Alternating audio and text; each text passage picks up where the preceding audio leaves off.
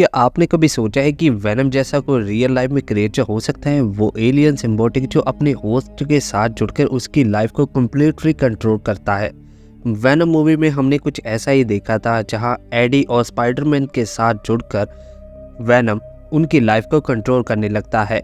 लेकिन क्या real life में ये क्रिएचर एग्जिस्ट करता है? चलिए जानते हैं ऐसे क्रिएचर्स के बारे में जो सिम्बियोसिस में रहते हैं और कुछ ऐसा ही काम करते हैं। सिम्बियोसिस का मतलब होता है कि दो ऑर्गेनिज्म का एक साथ मिलकर रहना, जहां दोनों को एक दूसरे के साथ कुछ ना कुछ फायदा होता है। लेकिन नेचर में कुछ ऐसे सिम्बियोटिक क्रिएचर भी मौजूद है जो वेनम की तरह ही होस्ट पर कब्जा कर लेते हैं। फॉर एग्जाम्पल, ओफियोकोराइडिस अनलेटरलस नाम का फंगस, जिसे ज़ॉम्बी फंगस भी कहते हैं। यह फंगस एंट्स के ब्रेन को कंट्रोल करता है और उन्हें अपनी डेथ की ओर ले जाता है ताकि फंगस ग्रो कर सके।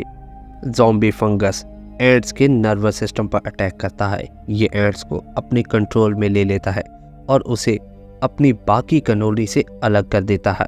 फंगस एंट्स को किसी ऐसी जगह पर ले जाती है जहां वो रहकर सरवाइव नहीं कर पाती, और वहीं इसमें से जब वो एंट्स मर जाती है तब उसके अंदर से ये फंगस फिर से स्प्राउट्स के रूप में ग्रो करने लगती है और दूसरे इंसेक्ट्स पर भी अटैक करती है। Is this nature venom may be parasite wasp the real horror. एक और मैं आपको एग्जांपल देना चाहूँगा पैरासाइट वास्प की।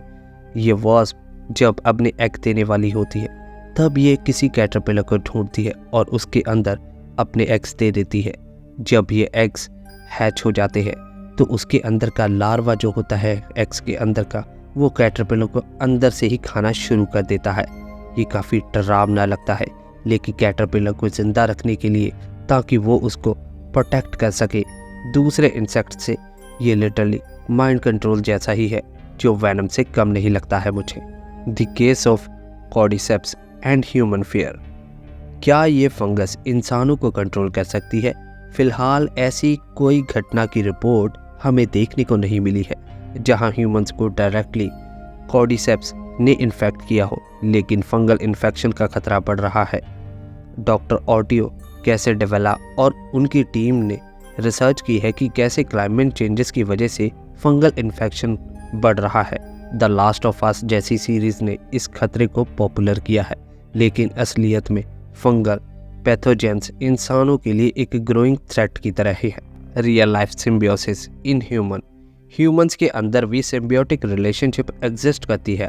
हमारा गट बैक्टीरिया हमारी हेल्थ को कंट्रोल करता है। ये हमारी इम्यूनिटी, मूड, इवन बिहेवियर पर असर डालती है। साइंटिस्ट ने पाया है कि गट बैक्टीरिया डिप्रेशन और एंजाइटी जैसी प्रॉब्लम्स में मेन रोल प्ले करती है। तो क्या ये बैक्टीरिया वेनम की तरह ही हमारी बॉडी को कंट्रोल कर रहे हैं? शायद। A real life incident, parasites control a child mind. 2015 में एक 12 साल के बच्चे के साथ एक भयानक घटना हुई थी।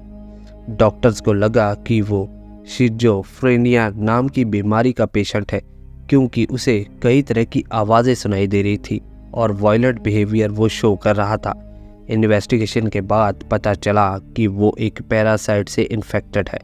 टैक्सोप्लाज्मा गांडी से वो प्रभावित था। ये पैरासाइट कैट फेसेस स्प्रेड होता है और ह्यूमंस के बिहेवियर को अलर्ट कर सकता है। कुछ दिनों के इलाज के बाद उस बच्चे का बिहेवियर नॉर्मल हो गया था। तो क्या ये वेनम जैसा सिम्बियोसिस नहीं है? तो हमें नेचर से इसके बारे में क्या सीखने को मिलता है? नेचर की सिम्बियोटिक रिलेशनशिप हमें बहुत कुछ सिखाती है। वेनम जैसी चीज़ें रियल लाइफ में एग्जिस्ट नहीं करती, लेकिन नेचर के ये एग्जाम्पल साबित करते हैं कि सिम्बियोसिस और पैरासाइट कितने कॉम्प्लेक्स और फैसिनेटिंग हो सकते हैं। शायद फ्यूचर में हम इनका इस्तेमाल मेडिकल टेक्नोलॉजी और इवन स्पेस एक्सप्लोरेशन में भी कर सकते हैं। तो नेक्स्ट टाइम जब आप वेनम मूवी और स्पाइडरमैन 3 मूवी को देखिएगा तो ये याद रखिएगा कि हमारी धरती पर भी ऐसे क्रिएचर्स मौजूद हैं। अगर आपको ये वीडियो पसंद आई हो तो इसे शेयर करें और हमारे चैनल को सब्सक्राइब करें। और हाँ, कमेंट में ये ज़रूर बताइएगा कि क्या आप बिलीव करते हैं कि वेनम जैसी चीज़ रियल लाइफ में हो सकती है।